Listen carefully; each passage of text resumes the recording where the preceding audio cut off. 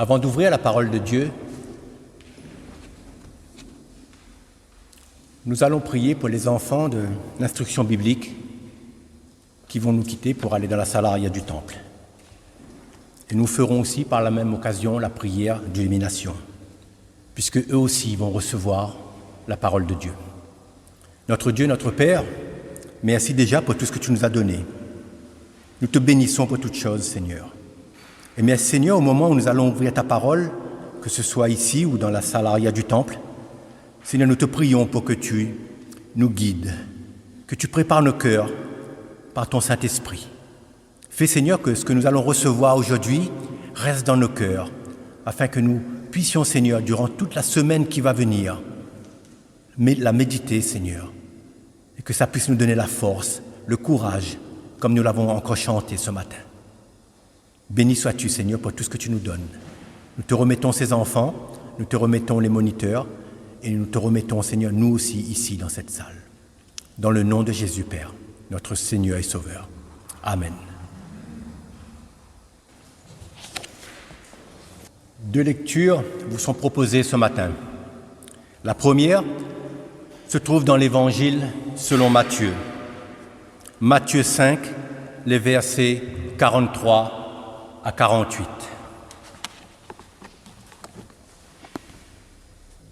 C'est notre Seigneur qui parle dans le Sermon sur la montagne. Vous avez appris qu'il a été dit « Tu aimeras ton prochain et tu haïras ton ennemi. » Mais moi, je vous dis, aimez vos ennemis. Bénissez ceux qui vous maudissent. Faites du bien à ceux qui vous haïssent. Et priez pour ceux qui vous maltraitent et qui vous persécutent, afin que vous soyez fils de votre Père qui est dans les cieux, car il fait lever son soleil sur les méchants et sur les bons. Et il fait pleuvoir sur les justes et sur les injustes. Si vous aimez ceux qui vous aiment, quelle récompense méritez-vous? Les publicains aussi, n'agissent-ils pas de même? Et si vous saluez seulement vos frères, que faites-vous d'extraordinaire? Les païens aussi, n'agissent-ils pas de même? Soyez donc parfaits, comme votre Père céleste est parfait. Et la seconde lecture se trouve dans la première épître de Paul à Timothée, les versets 1 à 7. Et c'est sur ce passage que se porte la méditation de ce jour.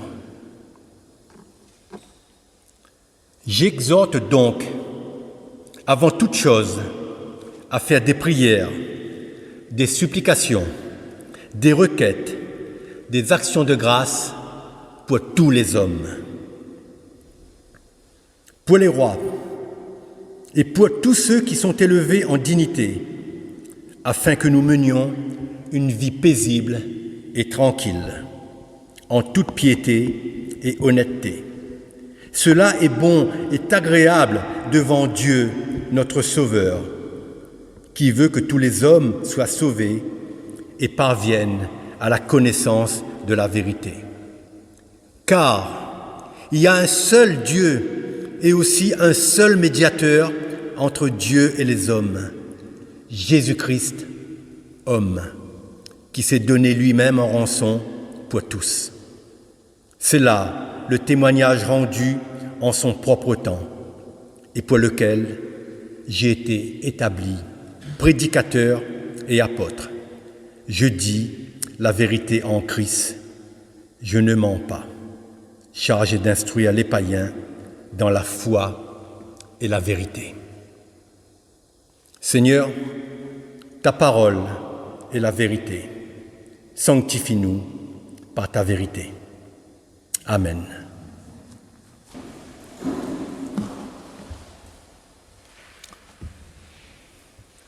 Le passage que nous avons lu n'est autre qu'une exhortation de l'apôtre Paul adressée à Timothée. Avant d'en détailler le contenu, prenons connaissance d'une part du contexte de la ville dans laquelle Timothée exerce son ministère et d'autre part, allons à la rencontre de Timothée. En premier lieu, Que représente la ville d'Éphèse? Elle est l'une des 7 églises mentionnées dans l'Apocalypse. Quelle est-elle à l'époque de Paul? C'est une véritable métropole, un centre politique de la province romaine d'Asie, un important port de commerce et un centre religieux très réputé. C'est à Éphèse qu'a été construit le temple de Diane, ou Artémis en grec. Artémis était en grec et les Romains l'ont baptisé Diane, mais c'était la même déesse. On offrait les mêmes sacrifices à cette déesse. En grec, la déesse vénérée par les Éphésiens, mais aussi dans tout l'Empire romain. Ce temple a été considéré comme l'une des 7 merveilles du monde antique. Sa première construction date de 560 avant Jésus-Christ. Elle a été financée par le roi Crésus, qui était très riche, comme chacun le sait. Éphèse est aussi la ville où l'apôtre Paul a effectué un travail missionnaire fructueux, où une grande foule a été conduite à Dieu par l'Esprit de Dieu. Éphèse était l'église mère des églises d'Asie mineure. Dans le livre des Actes des Apôtres, le travail missionnaire de Paul est décrit au chapitre 19. Force est de constater que la tâche n'a pas été facile pour lui et ses compagnons, car Paul a dénoncé l'idolâtrie. Il a été confronté à une très forte opposition, notamment de la part des orfèvres, qui craignaient que leurs gains, obtenus avec le commerce du temple de Diane, ne disparaissent, mais aussi avec le pouvoir romain qu'il a eu des problèmes, ainsi que les prêtres du temple. Voyons maintenant, en second lieu, qui est Timothée. Timothée est natif de Lystre. Sa mère est juive et son père grec. Bien que son père soit grec, Timothée a été éduqué dans la foi juive par sa mère et sa grand-mère Loïs. C'est Paul qui a conduit Timothée au christianisme et l'a formé afin qu'il serve le Christ. Timothée a de même accompagné Paul au cours de ses voyages missionnaires. Par la suite, Timothée a été consacré pour le ministère par les anciens ainsi que par Paul. Ensuite, il a été établi pasteur à Éphèse. Lorsque Paul écrit cette lettre à Timothée pour l'encourager dans son ministère, Paul est prisonnier à Rome. Prisonnier et maltraité. Paul s'oublie, il oublie ses souffrances pour penser à l'Église du Christ, pour écrire à Timothée. Maintenant que le contexte est posé, voyons pourquoi et comment Paul veut exhorter Timothée. En premier lieu, Paul rappelle l'importance de la prière. L'importance de la prière. Dans le chapitre précédent, Paul exhorte Timothée, son enfant légitime en la foi, à enseigner les fidèles dans la parole de Dieu. Il fustige tous les vains discours de ceux qui s'égarent. L'enseignement de la parole de Dieu, donc de sa lecture, de son approfondissement, va de pair avec la prière. Sujet traité dans le chapitre lu. Paul revient sur le sujet au chapitre 4, lorsqu'il encourage Timothée à s'appliquer à la lecture, à l'exhortation et à l'enseignement. Paul insiste afin que chacun comprenne que la prière et la lecture de la parole sont les conditions essentielles pour être en communion avec Dieu. Dans l'exhortation qu'il adresse à Timothée, Paul ne précise pas la forme qu'elle doit prendre. Ici, tout laisse à penser que les prières sont aussi bien celles qui sont personnelles que celles qui s'élèvent au sein de la famille ou de l'assemblée. Seule, en famille ou en église, la prière doit s'élever sur Dieu. Que nous soyons seuls, que nous soyons en famille, que nous soyons dans l'église, on doit élever des prières à Dieu. Et Paul commence son exhortation en insistant sur un point. Avant toute chose, il dit, avant toute chose, la prière est le début de toute chose. Pour décrire la prière adressée à Dieu, Paul utilise 4 termes différents que nous pouvons voir aussi sur le tableau. Des prières, qui dit. La prière, c'est élever son âme vers Dieu et le reconnaître pour ce qu'il est, le Tout-Puissant, celui qui nous révèle sa volonté, qui nous conduit dans sa parole. Des supplications, c'est prier de manière instante et persévérante, où le chrétien supplie Dieu dans sa détresse, où il interpelle pour la détresse qu'il constate autour de lui, dans ce monde. C'est la prière où l'on crie à Dieu. Rappelez-vous de David qui crie à Dieu dans le psaume 142. Il se sent perdu, malheureux, et supplie Dieu, son seul refuge, de l'aider. Paul ensuite parle des requêtes. C'est faire une demande, faite en raison de ce que vit le chrétien. Elle est fonction d'un danger ou d'une menace. Enfin, des actions de grâce, c'est dire toute notre reconnaissance à Dieu pour tous ses bienfaits, pour son amour et sa bonté. Paul exhorte Timothée à prier pour tous les hommes, tous les hommes. Tous les hommes, comment faire? Que veut dire Paul lorsqu'il dit cela? Ici, une analogie peut être faite avec la parabole du bon samaritain dont il a été question dernièrement. Chaque être humain est notre prochain. Il est écrit « Tu aimeras ton prochain comme toi-même ».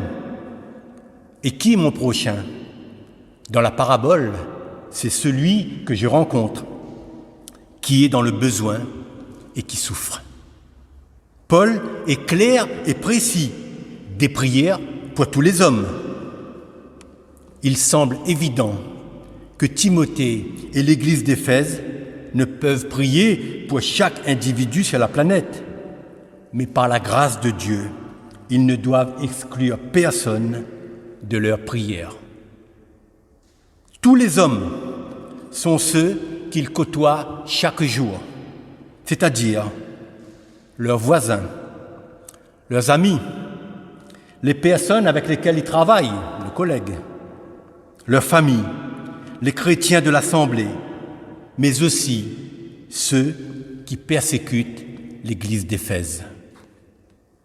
Cela fait écho aux paroles du Christ qui a été lu lorsqu'il dit « Mais moi je vous dis, aimez vos ennemis, bénissez ceux qui vous maudissent, faites du bien à ceux qui vous haïssent et priez pour ceux qui vous maltraitent et qui vous persécutent. » Tout comme Jésus, Paul rappelle la signification et le sens profond de la prière qui s'élève vers Dieu pour tous les hommes. Mais pourquoi Paul pense qu'il faut prier pour tous les hommes? Le Christ ne s'est-il pas donné en rançon pour tous les hommes? Christ a accompli le plan du salut de Dieu pour tous les hommes. Après avoir dit tous les hommes, il ne semblait pas utile de spécifier davantage des choses. Pourtant, Paul enchaîne aussitôt en disant qu'il faut aussi prier pour les rois et tous ceux qui sont élevés en dignité. Ce n'est certainement pas ce que les chrétiens d'Éphèse ont à l'esprit. Le monde qui les entoure est hostile, moqueur, violent. De plus, ce n'est pas les tyrans qui manquent. Comme souvent, dans ce monde déchu, peu se soucient de rendre justice aux plus faibles ou aux plus pauvres. De plus, ceux qui ne rendaient pas un culte à César ou à Diane étaient exclus de la société, voire persécutés. Paul va à contre-courant de ce monde et dit de prier pour les rois et tous ceux qui sont élevés en dignité. Nul ne doit être exclu de la prière, même ceux qui les rejettent. Rappelons-nous que Paul dit cela alors qu'il est emprisonné dans des conditions indignes à Rome, sous le règne de Néron. Paul sera exécuté quelque temps plus tard. Paul rappelle que la vie des chrétiens, si elle dépend de Christ, dépend aussi de ceux qui détiennent l'autorité. La vie paisible à laquelle tout un chacun aspire dépend des lois qui sont prises. Elles peuvent être justes, mais aussi totalement iniques. L'attitude du chrétien ne doit jamais être calquée sur l'attitude du monde. Tout comme Paul, il nous faut marcher à contre-courant. Pour cela, il nous faut comprendre les deux objectifs de la prière que Paul développe. Le premier objectif, Paul dit, afin que nous menions une vie paisible et tranquille en toute piété et honnêteté.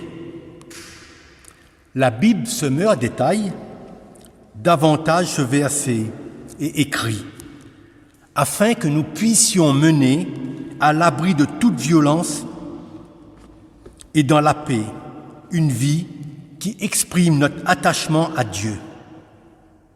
Fin de citation. Ici, c'est le témoignage intérieur du Saint-Esprit qui devient le témoignage extérieur pour ceux qui nous entourent.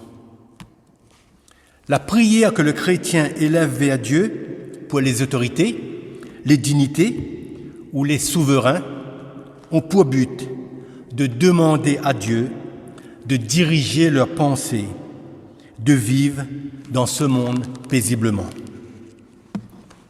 En Jean 17, Jésus prie son Père de garder les disciples dans ce monde par le pouvoir de son nom. Et Jésus sait aussi que le monde va les haïr. Cela ne l'empêche pas de prier pour ceux qui croiront en lui grâce à leur témoignage.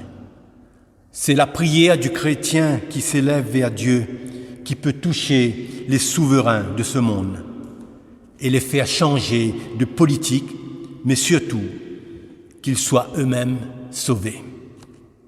C'est leur conversion qui peut amener une vie paisible.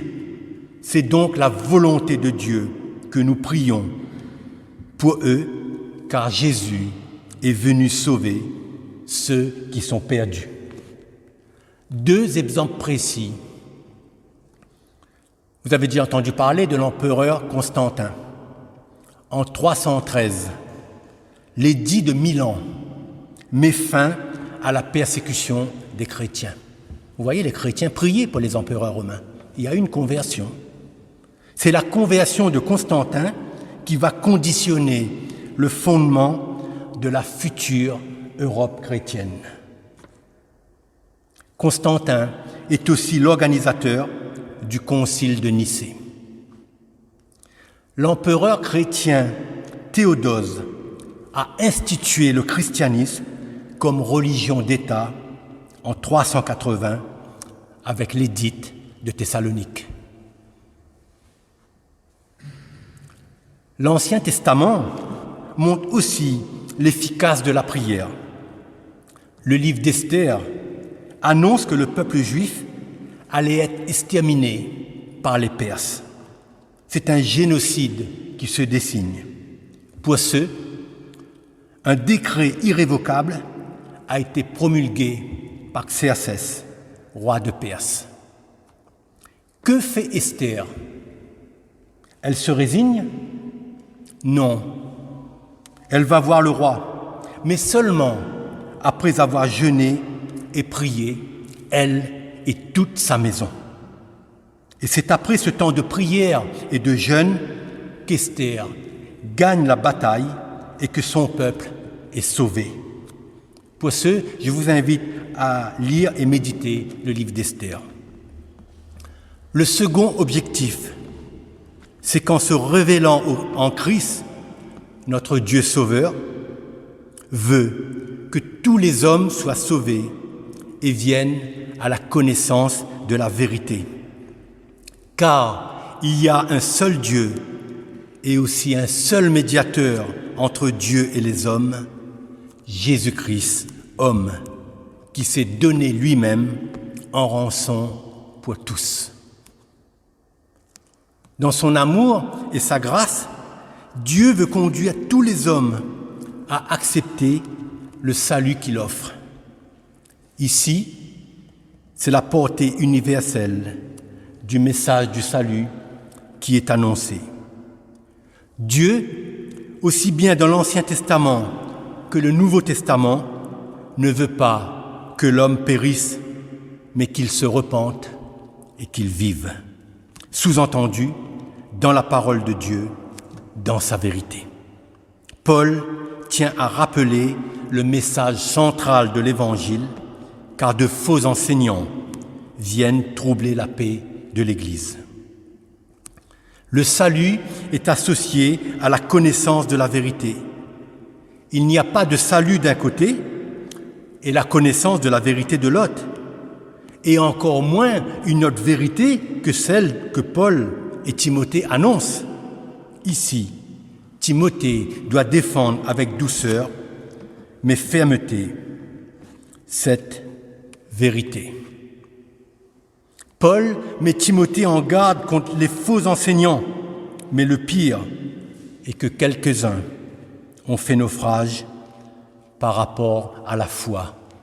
Pour ceux, un combat est à mener, et ce combat, c'est la prière. Le salut que Dieu donne vient par Jésus-Christ, qui a donné sa vie et qui est le seul médiateur entre son Père et nous. C'est la grâce de Dieu qui fait naître la foi en l'homme. L'homme doit faire monter son adoration et sa reconnaissance à Dieu. Toute autre vérité qui viendrait s'immiscer dans l'enseignement doit être combattue. Des faux enseignements se propageaient à Éphèse. Certains de ceux qui avaient la foi l'ont abandonné. Le combat que doit mener Timothée, à la demande de Paul, se retrouve encore aujourd'hui dans les églises. Jusqu'à la fin, Paul a combattu le bon combat.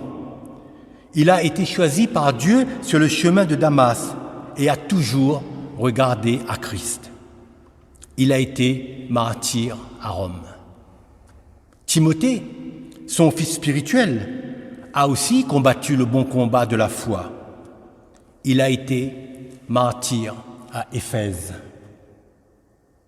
Soyons vigilants, car ce qui est arrivé à Paul et à Timothée, puis à tant d'autres au cours des siècles passés, s'est aussi produit en France au XVIe siècle. Et là, c'est un peu l'inverse de la reine Esther et de l'empereur romain, des empereurs romains. Vous vous souvenez, le 30 avril 1598, la promulgation de l'édit de Nantes, que nous devons à Henri IV, accorde la liberté au culte aux protestants, Mais Louis XIV révoque l'édit de Nantes avec l'édit de Fontainebleau le 17 octobre 1685. Moins de 100 ans se sont écoulés et le culte a été supprimé pour les protestants. Et ça s'est terminé par une guerre, la guerre des religions. Comme quoi, rien n'est acquis dans ce monde. Le chrétien doit prier pour vivre paisiblement, comme le dit l'apôtre Paul. Tous, nous désirons vivre paisiblement dans la paix. Mais comme Jésus nous l'a dit, la haine du monde est notre lot. Jésus ne nous a pas laissés orphelins. Il nous a donné le Saint-Esprit. L'élément clé de la prière, c'est de comprendre que Jésus-Christ rend toutes choses possibles, y compris dans les situations défavorables. Jésus a proclamé que la maison de Dieu est une maison de prière. La maison de Dieu, dans la Nouvelle Alliance, c'est nous, les chrétiens. Nous sommes le temple de son Saint-Esprit. Que devons-nous faire au regard de tout ce qui s'est dit? Si nous sommes la maison de Dieu, nous devons prier et recevoir l'enseignement de la parole qui est la vérité. Nos prières doivent concerner tout un chacun, que nous soyons seuls, en famille ou en église. Nos prières, nos supplications, nos requêtes et nos actions de grâce doivent s'élever vers Dieu. Nous devons nous appliquer à la lecture, à l'exhortation et à l'enseignement. Dans sa grâce, Dieu nous a donné tout, l'équipement dont nous avons besoin. Rien ne manque pour le combat. Aussi, prions pour tous les hommes, pour nos gouvernants nationaux, régionaux, départementaux ou locaux, et vivons dans la paix de Dieu. Si Christ est mort pour tous les hommes, nous devons prier pour tous les hommes. À Dieu seul soit toute la gloire. Amen.